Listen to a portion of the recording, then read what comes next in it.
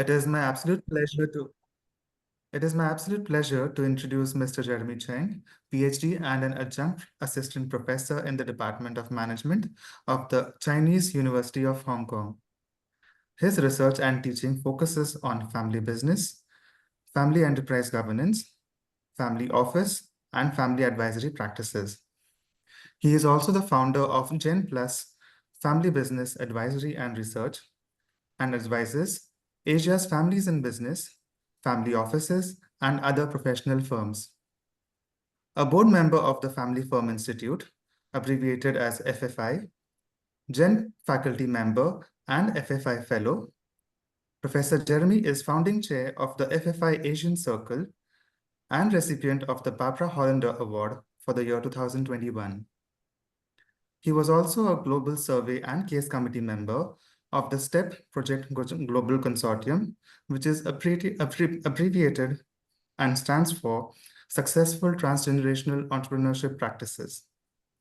Over to you, Professor Cheng. Thank you so much. So first of all, I have to send in my apology. So not the best time for me today. I would say I'm still having the bonbon here, so a little bit of coughing. And this particular research that I'm going to talk about is basically from part of my thesis study, and then I'm going to publish it later on. And that's why I really want to hear your feedback. Well, I will go through some of the technical details for sure with that particular research, but then I don't necessarily recommend you to follow the same step because it is very complicated, and sometimes you will have to enjoy something that is simpler.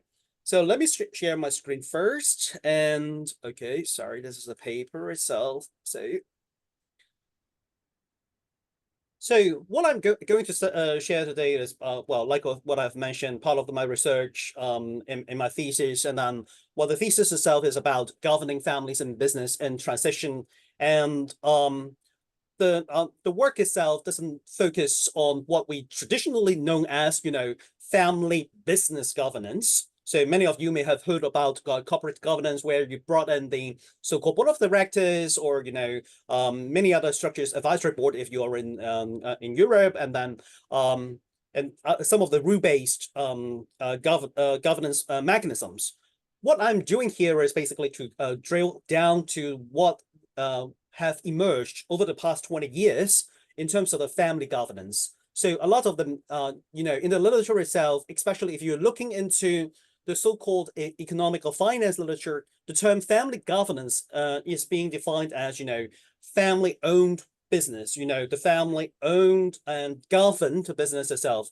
But then they're not talking about what I'm going to discuss today, which is actually the mechanism, tools, foreign structures that goes us into governing the family itself. But this presents a major research gap in our field because we have talked a lot about corporate governance already, like what I've mentioned. The emergence of the family governance mechanisms seek a deeper understanding, and they are becoming more and more prevalent in the family business context. Joe mentioned about one of my affiliations with STEP project, and of course, Juicy and ourselves are part of the STEP project in Asia, and then we're glad to do a lot of things together. It is actually my privilege to join here, as I mentioned. But I'm going back to the part. We have a lot of the family governance mechanisms developed over years, but then we failed to do more concrete research. And then we are lucky that the STEP project afford, a unique data set that helped me with this particular research itself. Going back to what we have, corporate governance, we always, in the previous literature, we always investigate the effect of the corporate governance mechanisms, including how it affects the performance, which is basically pretty much mixed finding over there. They assume that it is it works out independently, but what we see in the current days is that some of the family governance mechanisms come in, and then I will in the next slide I will talk a little bit about what those family governance mechanisms is about. So the whole research that I'm doing is looking into a few things. First of all, how the family governance system would affect the whole enterprise, I mean, a family business enterprise, and how it evolves, how it may, well, transition from a formal system to an informal system to a formal system. So here, it talks a little bit about the family governance mechanism. So it starts with the so-called family mission vision statement. Most of the colleagues in the field will do so. And there is a primary document or contract, quote unquote. Here is the family constitution, which outlines the rules of engagement of the family members. Should it be about themselves, of the benefits they can get from the family, and how they should work out in the business itself. So it defines basically the family membership and the responsibilities and benefits. And it's also summarized some of the functions as well. It could also include sort of the family employment policies, who should be engaged in the family business, what kind of criteria should they, should the rising generation or should a family member acquire before they are engaged in the family, and then the kind of the recruitment, selection, hiring processes, etc. And another fundamental part of it is about conflict resolution. Well, and this on the right-hand side talks a little bit about the policies itself. On the left-hand side, you can see that there are so-called formal family meetings, family assembly, family council, and these are the forums that family can be engaged to discuss their own matters. So formal family meetings, it could be, smaller in size, but then they have the clear agenda. But then when all this becomes so formalized and institutionalized, and when there is a mechanisms that, and the decision made for a certain age, and then the participations of the family members coming together, it will become the family assembly. Basically, you can think of it as a parallel of the owners assembly, or, but then here, all family members, no matter they are engaged in the family business or not, or whether they are, owners or not, provided they are above a certain age, they could be engaged. And the family council is actually the agent of the family assembly itself. It makes executive decisions for and on behalf of the family.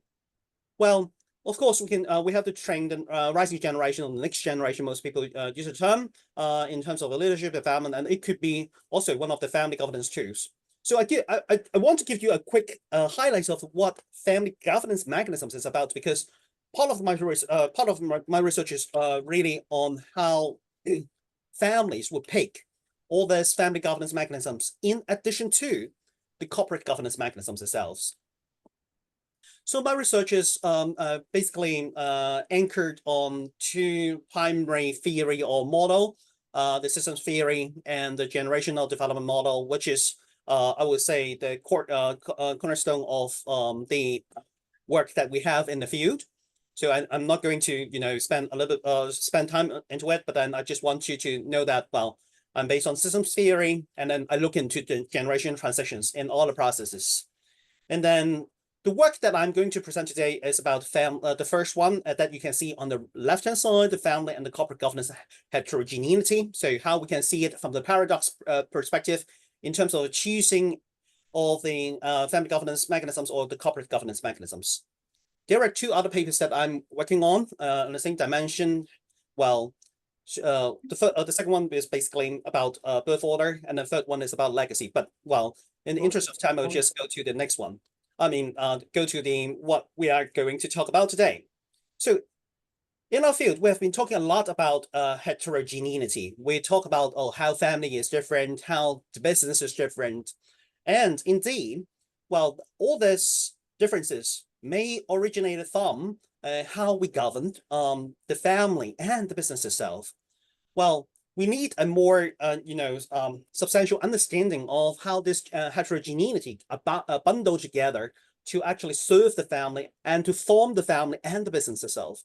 So there is some fundamental ignorance of the field itself. We talk about family business as riddled with the paradoxical tensions, because you see the straight circle model, which I assume some of you may have knowledge on already. And there are always contradictions in terms of the goals, in terms of what the family wants to achieve. But existing governance literatures mostly focus on the corporate governance mechanisms, assume the corporate governance mechanisms functions independently, and ignore the interdependence loaded with the contradictions within the three groups.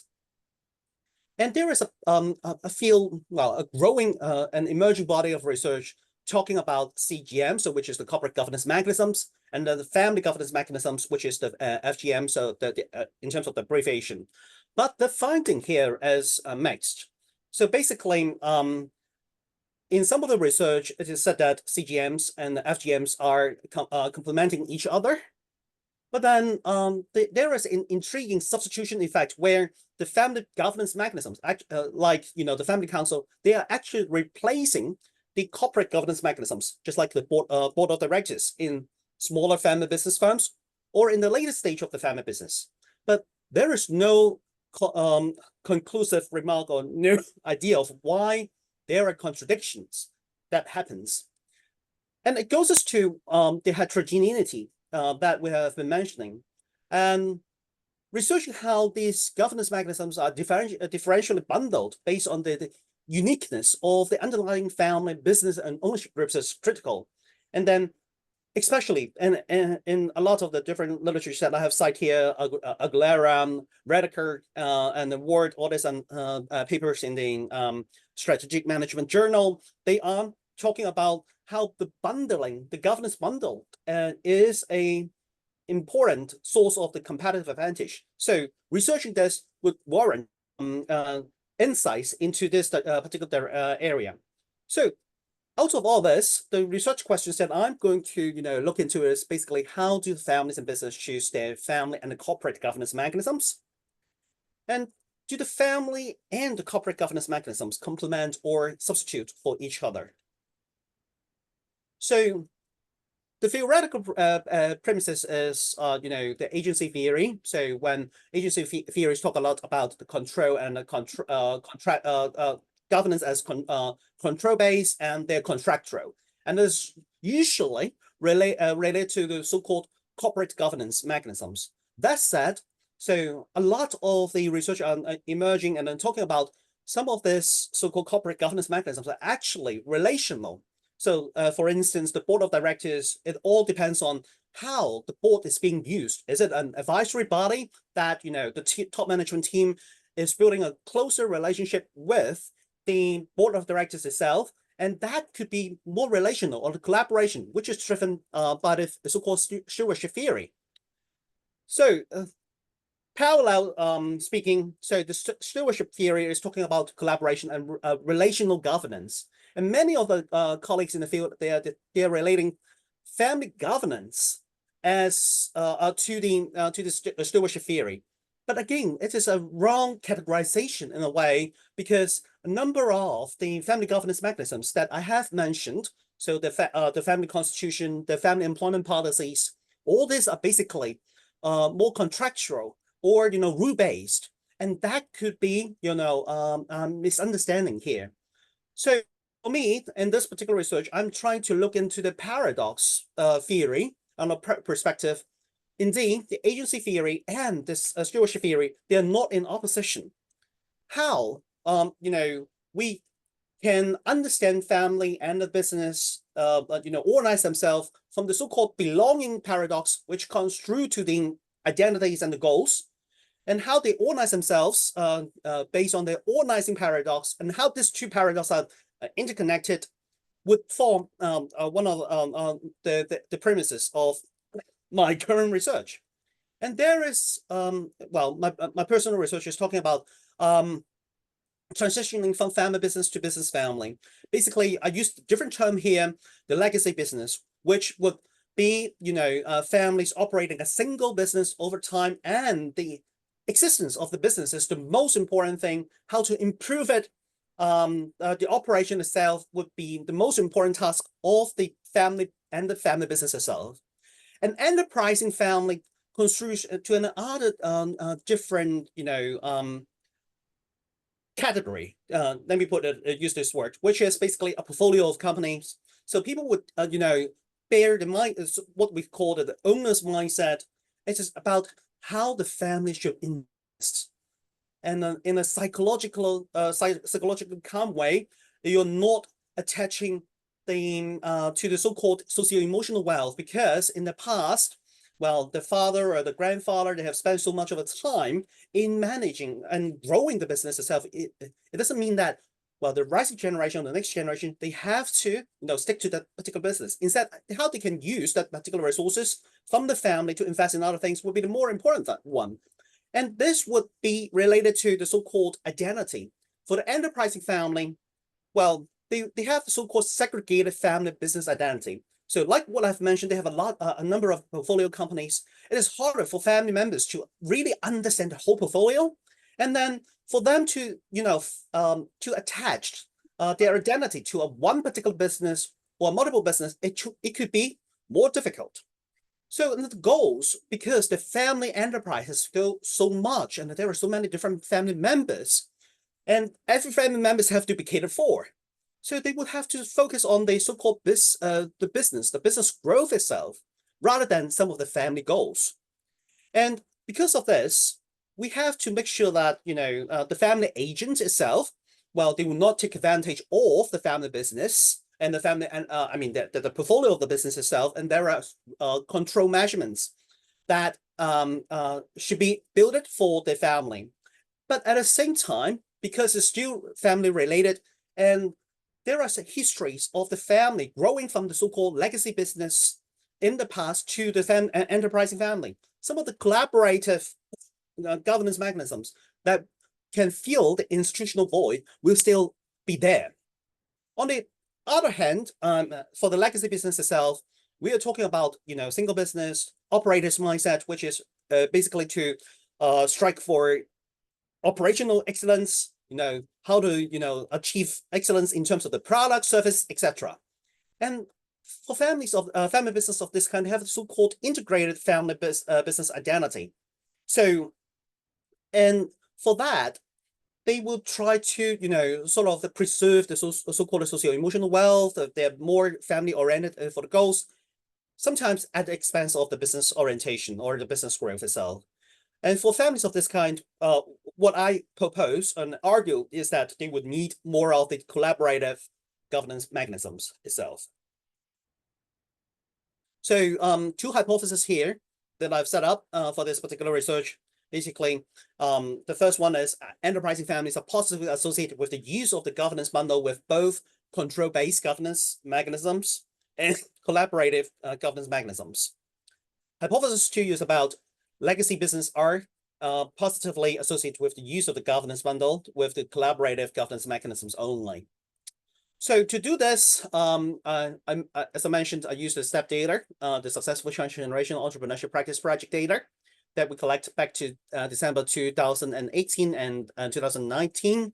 So family business are defined as organizations where ownerships by a single family result in the effective control by that family through a senior family business leaders.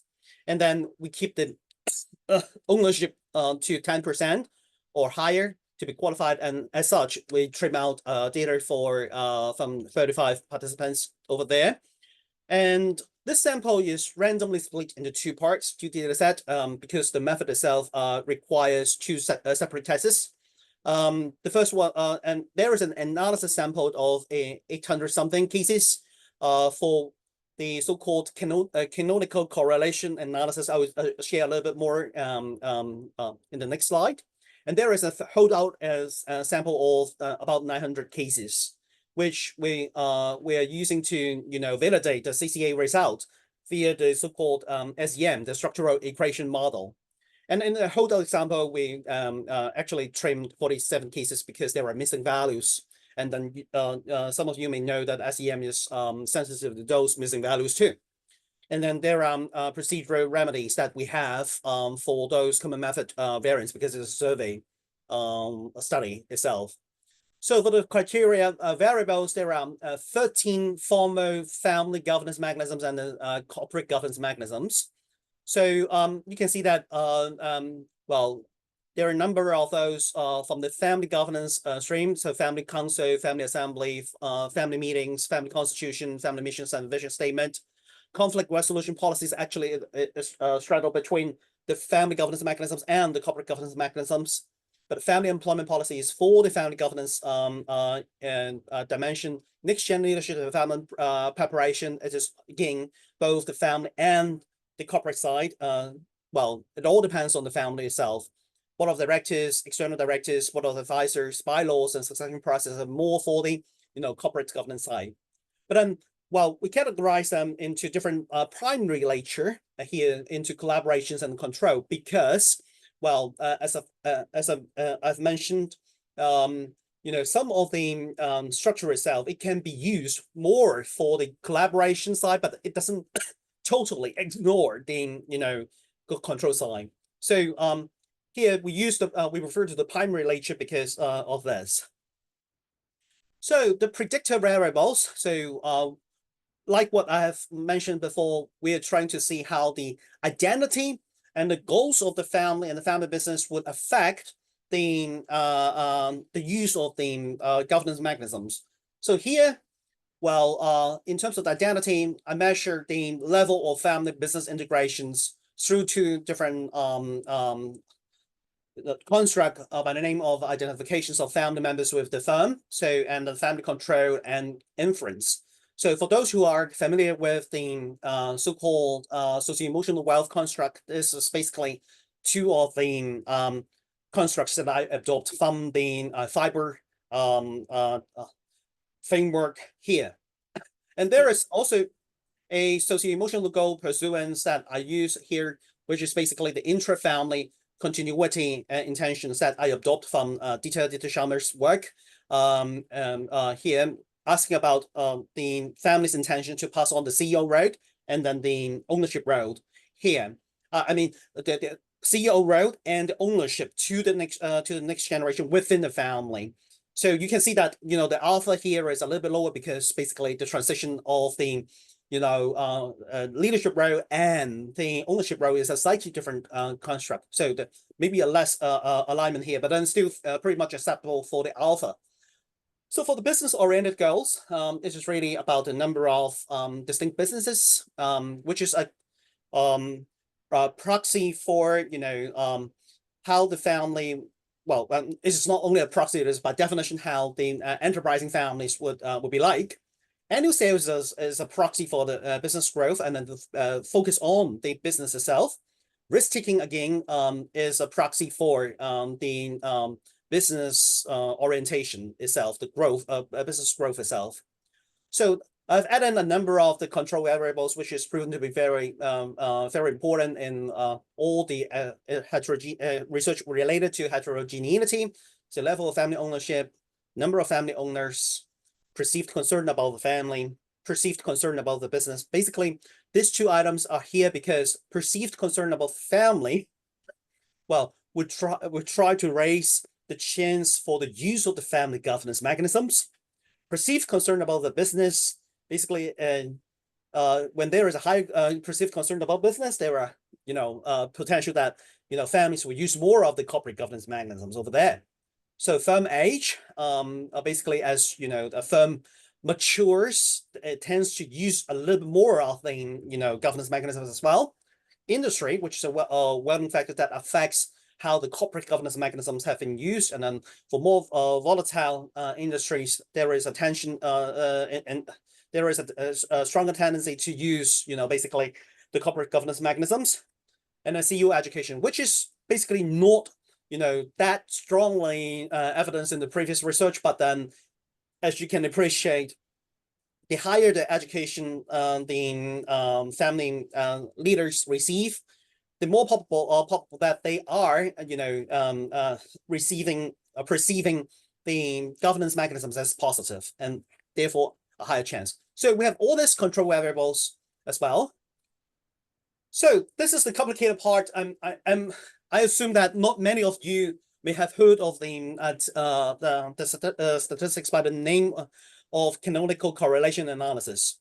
What we are trying to achieve in this particular research is we want to know particular causes. Here it is the identities, the goals of the family or the family businesses that would affect the use of different family governance mechanisms. As such, well, we have on the predictors, we have a multiple predictors and we have a multiple criterion variables as well. So, and we want to cluster or find patterns within the predictors itself. And we also have to find the patterns within the criteria variables itself. And the third thing that we want to identify is a linkage between those clusters. So canonical correlation analysis is fitting in beautifully here. So this is really to, explore patterns within and between the two sets of the predictor and the criteria variables. And each synthetic variables here you can see, well, there is a synthetic predictor variable and a synthetic criterion variable that is being applied for a linear equation, and then they are linked together. And the two equations are generated to yield the largest possible correlations between the two synthetic variables. And it is like you're doing factor analysis. So this process will go on, to draw the correlation between the two sets, and then there are, variance left behind, and then, well, the process will go on to try to draw, the correlation between the two sets, and it continues. So after the first set of the equations, which represent the so-called first canonical function or variate, a second set will comes in, and then that can be drawn to explain the residual variance left over in the two variable set, and the process will go on. So it is really analogous to the PCA, the principal component analysis, and the process will go on. And that would be, well, what we have done in the first test. So this is a little bit of the technicality here.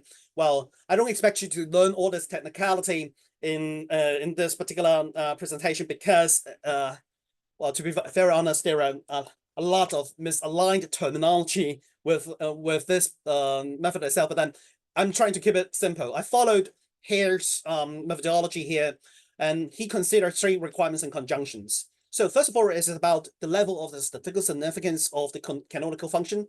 So in this particular study, we have 5 different canonical functions that have been drawn, but then we stop at basically the 4th function here with the first step, because with function 5, the p-value drops below is going over 0.05, which is the usual threshold.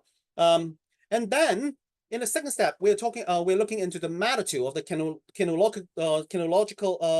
canonical correlation. Basically, it's talking about how the two sets, the strength of the correlations between the two sets, and the traditional,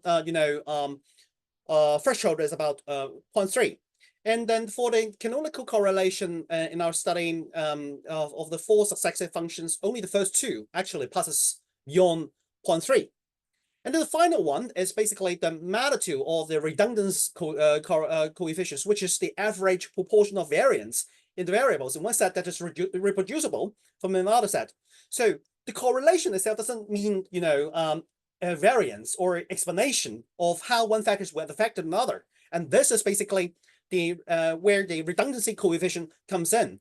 So unfortunately, so all the so-called redundancy coefficient falls below the traditional arbitrary cutoff point, which is 10%. So, but, well, when I look into all those governance research that have been done in the family business context, basically, that particular effect size is up from 1% to 8%. And then what I have here is basically 5% and 1.33% for function 1 and function 2, respectively. It is still falling within that particular effect size that we have in the published research. So here it comes the major part of the analysis itself. So you can basically ignore the positive sign or negative side, provide that the signs are in agreement.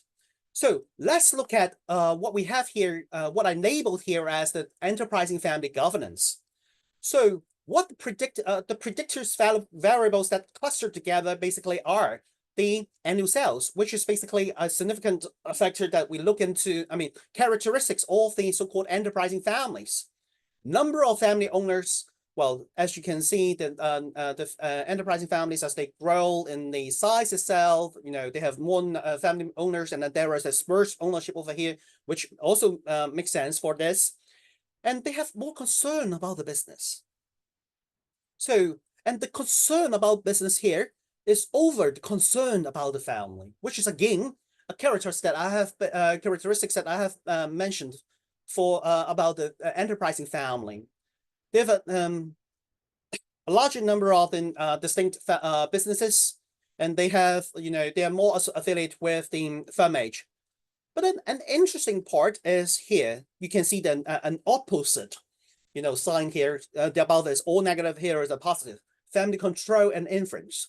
For enterprising families, they are able to give up the so-called family control to expand the business, to focus more on the business orientation.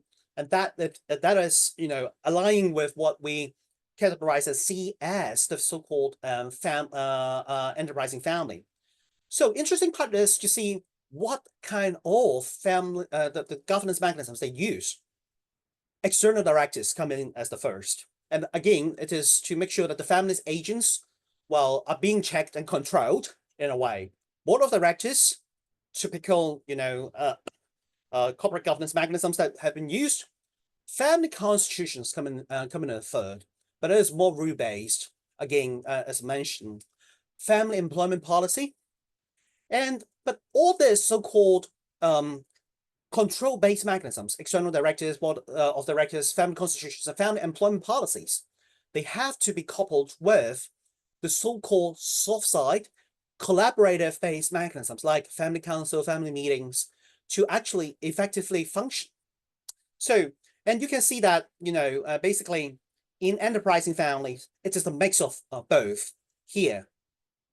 On the right-hand side, where I label it as the so-called legacy continuance governance itself, you can see the characteristics. So this is, by the way, a positive sign, and you can imagine that almost right, outright that already that legacy business, they don't look into the growth that much itself. It is an opposite direction. Well, you can see that the significant factor is basically the intra-family continuity intention, which comes very strongly, concern about the family, serving family goals. And you can also see other factors like identification with the family firms, of the family members with the family firms, family ownership, family control and influence, which is much expected.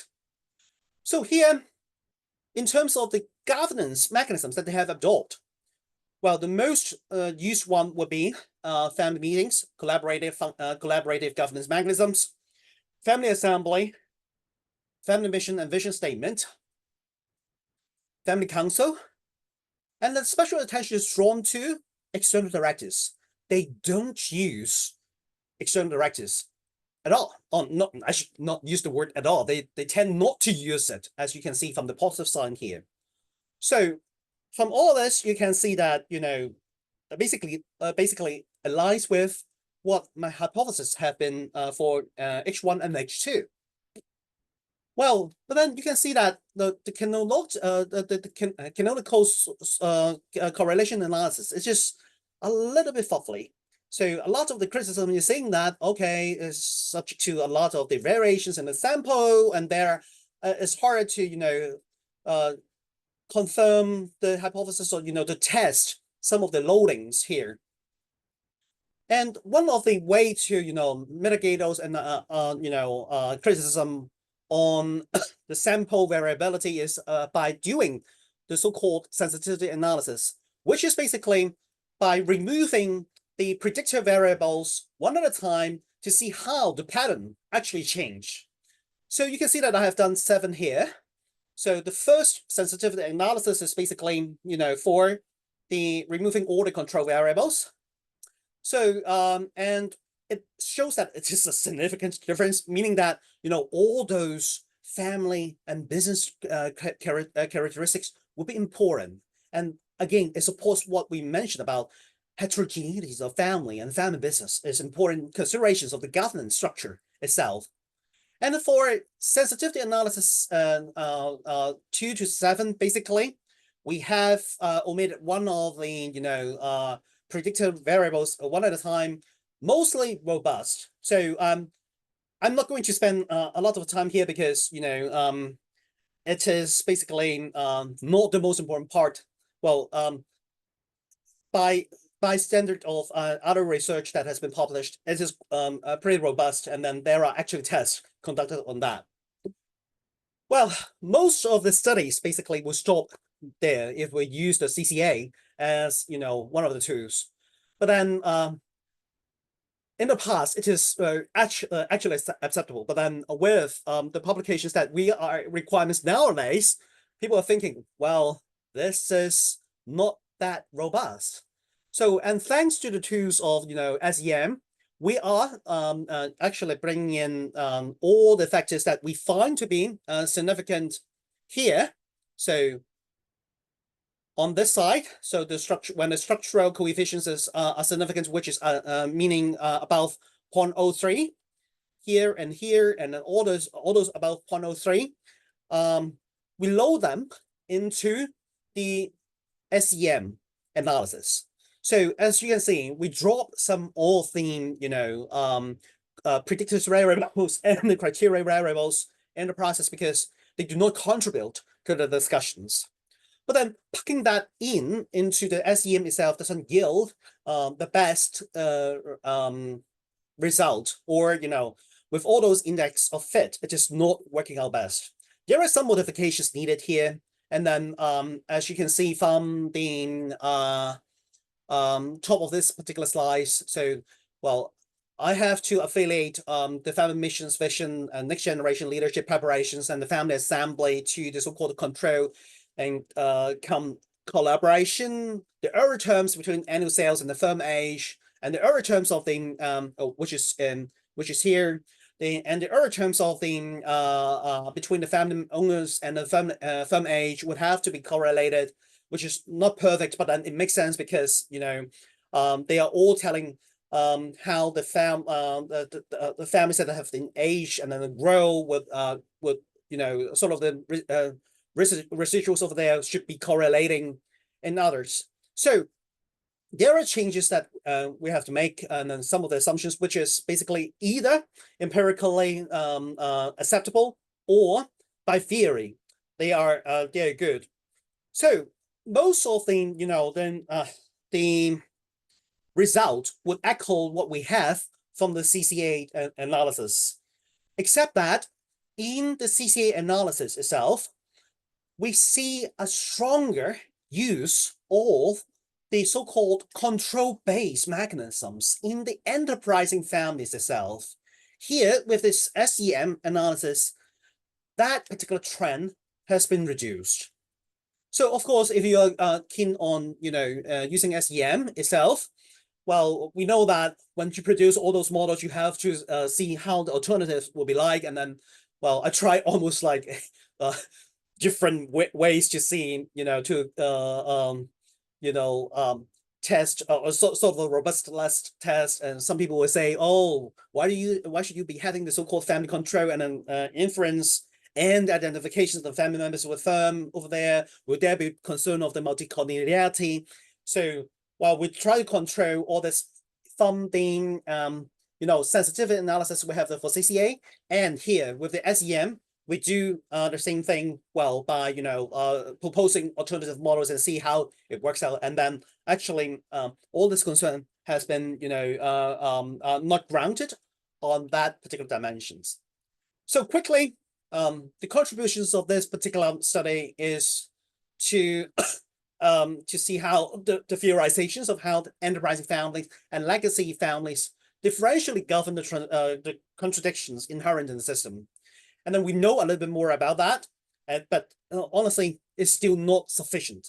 That said, it provided an informed link of how the contradictions of the identities and the collective goals are tied to the governance heterogeneity, which has not been empirically tested in the past.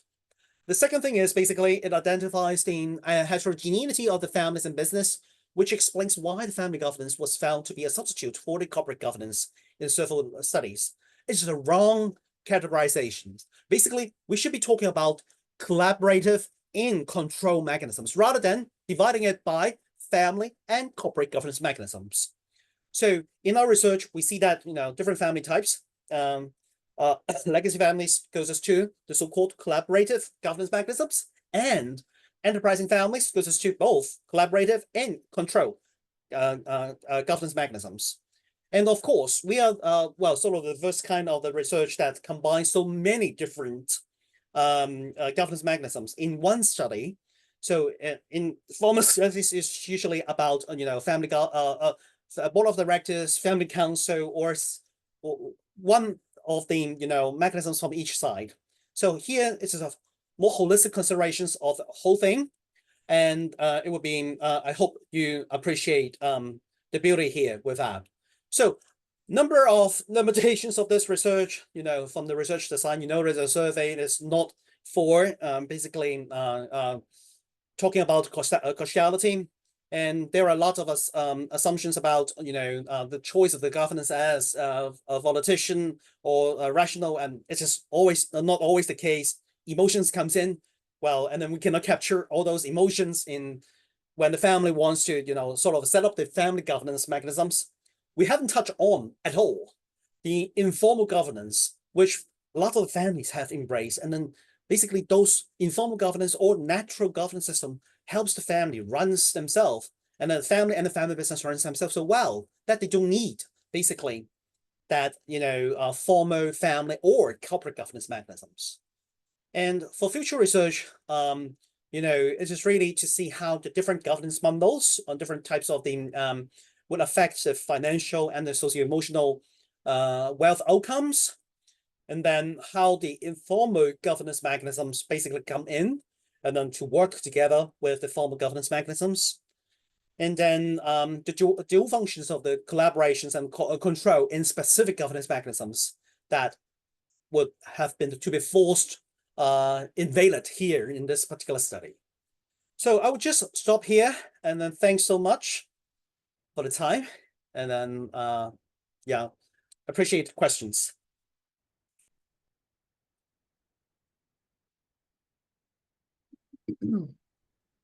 Sorry that I know that is too complex. No, it was brilliant, Jeremy. So questions from the others, please. Jeremy, can you just go back into those slides for a minute, please? Sure. No. So which one do you want to go to? Just go back.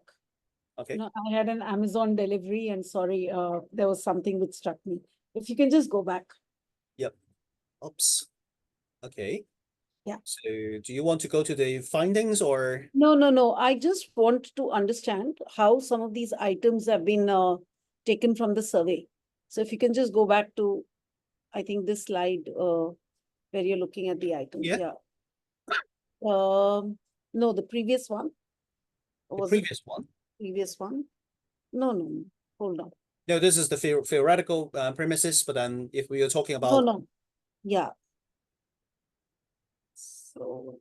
Or do you want to go to the predictors? Yes. That's right. Okay, sure. Yeah.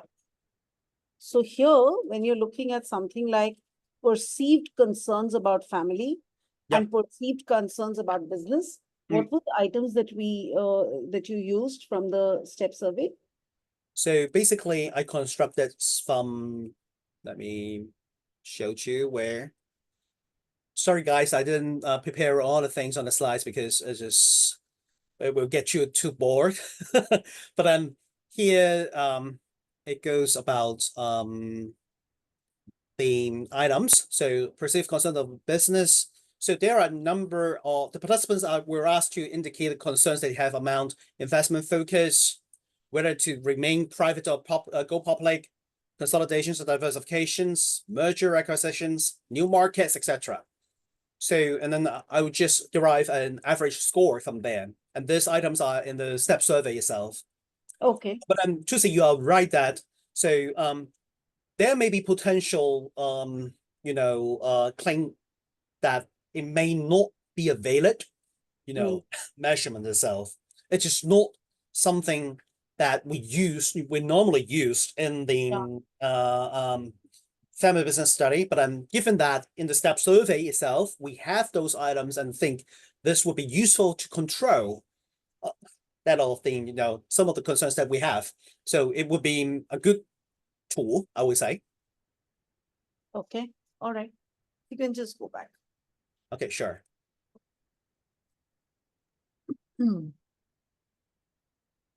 Yeah. So the other thing which I wanted to ask you, so you use this canonical correlation analysis, Yep. and then you applied the SEM, is that right? Yes. Okay. And You would like to ask me why? Well, I don't use SEM at the very beginning, right? Absolutely. Well, SEM is a beautiful tool, Yeah. but then it will spend you so much time to identify the pattern. Okay. So the canonical correlation analysis basically, can quickly identify those patterns, but it cannot tell for sure in terms of the statistical power. Actually, you can, but then you have to do a lot of the manual calculations to determine some of the, how each of the varies, or how each of the say the board of directors is related to these enterprising family. It can be done, but then it is it takes so much time. No, why I'm also interested is because the reference for both are the same, Hare et al. So Hare is also the one which we normally quote for SEM, right? Yeah. So I was just wondering whether there is any set of ground rules where you might want to use a canonical correlation analysis before you use the SEM. Yeah. Or yeah. So I would say if you have so many different predictors and criteria variable, you see in my case, 13 on the left-hand side, 13 on the right-hand side. Right. So hard to do it in SEM, and it spends you so much time. This is the first thing. Second thing is SEM. Well, even though some all theme SEM models, they are robust to matrix and non-matrix data. CCA is by definition the most fundamental of all, and is insensitive to all these differences between metric data and non-metric data. So this is the beauty, but it comes with a lot of drawbacks too. But for fast understanding of the data that you have on hand, especially you have so-called multiple causes and multiple cause and effects, that would be a beautiful tool to explore per se. But I would not necessarily recommend this. Well, the method has been here for a long time. Different authors, they have basically twisted the term somehow, and to learn it. And then to be very honest, I spent almost like half a year learning to do it correctly. Every time when you read a new literature, different terms, and then you will see that it is pretty confusing, because here, like some of the dimensions here, what we call structural coefficients, communal coefficients, canonical coefficients, all this, people, the terminology are not aligned, but they are talking about very different things sometimes. So basically, good tool to explore, but SEM gives people greater methodological confidence. Sure. Just one last question, Jeremy. We had with us a practitioner, Mr. Sanjay Kothari, who's a director in one of the companies that I'm an ID on. I'm not sure whether he has left, but if you can just tell us, how does this work out from a managerial? What is the contribution managerially? Well, basically, don't listen to one another, to other people only. Well, you have done a family constitution. And this is good. Basically, not all tools will be equally applicable to all families. here we highlight the two types of the families. But if we have a large sample size per se, the canonical correlation analysis can go on, and we can identify more types of the governance based on the uniqueness of the family itself. So I would say the first thing is, don't really only listen to your peers. Oh, they use the family constitution, or they use the board of directors, or they don't use the board of directors, and it works out well. You have to understand basically what your family needs, the goals of the families, as you know, I try to mention at the very beginning of this research, and to tailor what you want. And ultimately, how far the dispersion of the family and ownership, it comes as a crucial mark for identifications of all those factors too. Also, Jeremy, maybe it boils down to, I'm not sure whether your enterprise families are the same as business first, and the legacy families are family first. Well, you can interpret as such. Data is saying that thing. Well, even though you can see it here, well, enterprising family, they concern both. They concern both. That said, I don't like that particular categorization of family first or business first. But I think in terms of the management's mentality, we always, or managerial implication, we always have to take care of both sides. Sure. So there shouldn't be anything say family first, business first. And I always like to take up that particular example of one of the significant family here in Hong Kong or in China. So Lee Kum Kee, the oyster sauce business. Well, what they say is family first, business first. Shubhendu, you can just go ahead. He says, thank you. How thank did you. it I just typed this anyway. I'll just tell you. Yeah, Professor Jeremy, it's a wonderful study. I could see, and I had just one clarification here, though I've written it down. First of all, this controlling and collaborative governance that you have classified. So how did you differentiate between that? And how did you arrive at that these are controlling in nature and these are collaborative in nature? And one more is clarification is there any other governance mechanism, like talk about the wealth governance mechanism, whether it has also an impact on this entire thing of when you talk about this journey from legacy families to enterprising families? And so very good question indeed. So in this particular study, we cannot go deep into the ownership governance, or well, you have mentioned another term, wealth governance. So we cannot, because, you know, basically, if I can, I will add on another long list. Some of those data we have in the study itself, well, it would be so complicated. So the important part is really to see how the paradox will come in here. So that's why we just tailored the common one for the family and the business. But you're absolutely right. If we bring in the ownership angle or the wealth angle, and it will be creating different responses or ideas here, and then I would welcome research in that particular dimension too. In terms of how we categorize collaboration and control, so you can see that say the family council, family assembly, or family meetings. So no one will create such a structure to control one another's behavior. Basically, they are meant to be forums that people discuss things and come together and make rich and aligned with the consensus.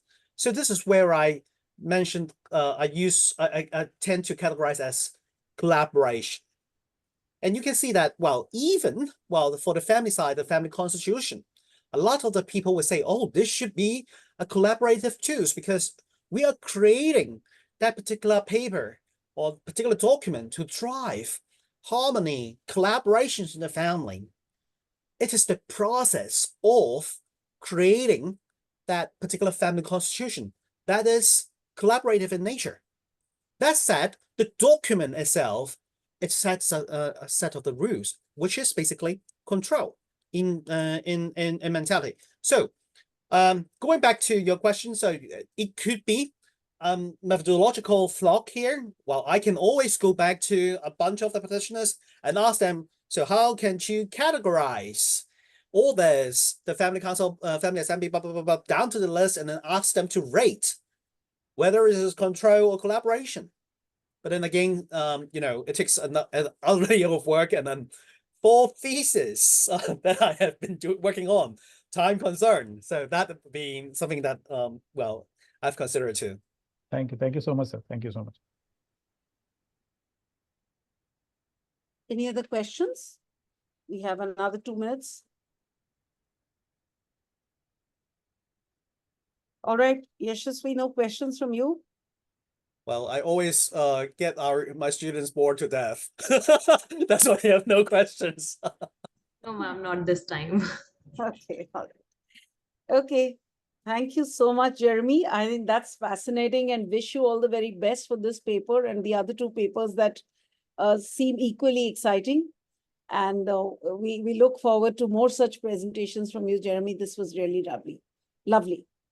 Thank you so much, Chixin, and catch up with you later on. And thanks to the group for your patience and your time with me. Thanks, all of you. Thank you for attending. We'll have the next research presentation series sometime in November, maybe, or even December, because November is Diwali. So hopefully we should have it either in November or early December. Thank you all so much. Bye-bye. Bye-bye.